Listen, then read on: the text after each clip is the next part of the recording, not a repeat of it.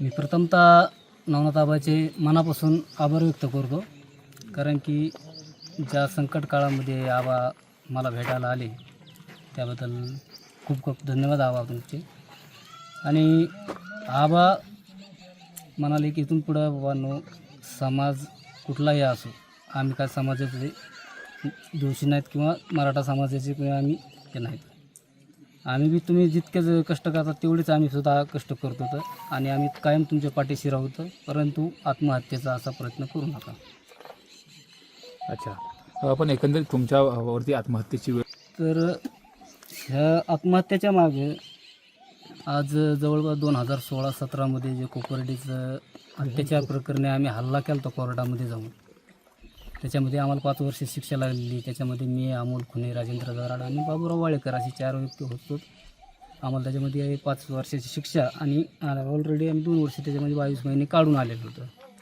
तर इतके ज्या माणसासाठी आम्ही कष्ट केले, जेल तुरुंग साऱ्या गोष्टी भोगल्या, त्या आमच्या विरहित आमच्या घरच्यांना काय त्रास झाला असेल, आमच्या लेकराबाळांना काय त्रास झाला असेल, हे आमचे घरचे आता आबा भेटून आबांनी विचारपूस केली.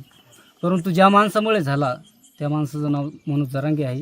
ह्या माणसामुळे आत्तापर्यंत आत्महत्येची वेळ इथून मागे पण आली असती, पण निर्भीड काळजाचे असल्यामुळं आत्तापर्यंत ती आली नव्हती. परंतु आज ते निर्णय टोकाचा घ्यावा लागला मला. का घ्यावा लागला?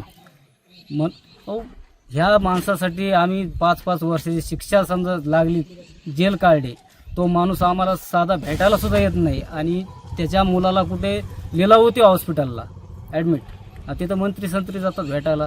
आज तो मोठा झाला ना. मग हे या अगोदर तुम्ही का बोलला नाही? ते आज बोलायची गरज पडते तिथून तुम्हाला? मागं सुद्धा मी बोललेलो आहे मराठी महाराष्ट्राला, त्यांना भरपूर मी यांना सुद्धा बोललेलो आहे.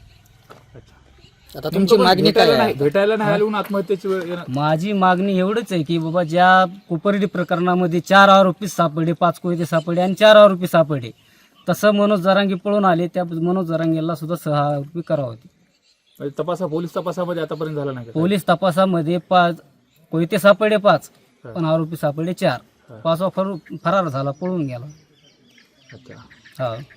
मग आता काय मागणी तुमची असणार आहे आणि नेमकं पुढचं पाऊल कसं असेल? प्रशासनाला एवढंच विनंती करेन की त्या केसचा डबल फेर विचार करून, डबल ओपन केस करून त्याच्यातला 5वा आरोपी कोण आहे त्याचा शोध काढावा. या 5 वर्षात पाटील भरपूर उपोषणाच्या सुरुवातीच्या काळामध्ये भेटलो होतो, तेव्हा काही चर्चा झाली नाही? काही चर्चा नाही. माणूस बोलायलाच तयार नाही तर काय चर्चा होणार? तुम्हाला काय ओळख दिली नाही का? ओळखच दिली ना. आम्ही भेटायला गेलो तर झोपलेलं असायचे अंगावर, इकडं पब्लिककडं तोंड असला, आम्ही दिसलो की लगेच इकडं तोंड करायचं. ते नाटकी माणूस ना, ते नाटक एकदम परफेक्ट जमतं त्यांना. नाही, प्रश्न हा आहे की मी ह्या गावामध्ये कुणाला जरी तुम्ही विचारलं की मी कष्टाळू पोरगा होतो, खुदकूळ होतो, काम करणार होतो, इथे मी 4-5 सालं घातलेले, त्या लोक तुम्ही कुणाला जर सहज विचारलं तर कोणी पण सांगू शकतं ह्या माणसाने ह्या माणसाची तर साल घातलेलं. मी 5 वर्ष कारखाना खेटलेला आहे, मी कारण कामगार होतो. आणि मी जर त्या मनोज जरांगेच्या नादी लागलो नसतो तर आज मला आत्महत्येची वेळ आली नसती. कारण की मी काम करताना मला खूप माझे चांगले दिवस होते, आणि आतापर्यंत मी चांगले 5-25 लाख रुपये कमवून असतो. आज माझी मुलगी 12वीला आहे, माझा मुलगा 9वीला आहे.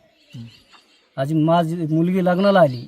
आजपर्यंत जर माझं जे वाटोळं आर्थिक नुकसान झालं या जरांगेमुळं, जर मी मुलीसाठी काहीच करू शकलो नाही तर मग माझा काय जगून तरी अर्थ काय, असं मनामध्ये संवेदना आल्या आणि आत्महत्येचा प्रयत्न केला. त्यांनी नुकसान नेमकं तुमचं काय केलं? हे काय आर्थिक नुकसान, 5 वर्ष जेलमध्ये घालून अजून काय नुकसान करायचं हे समोर आहे ना.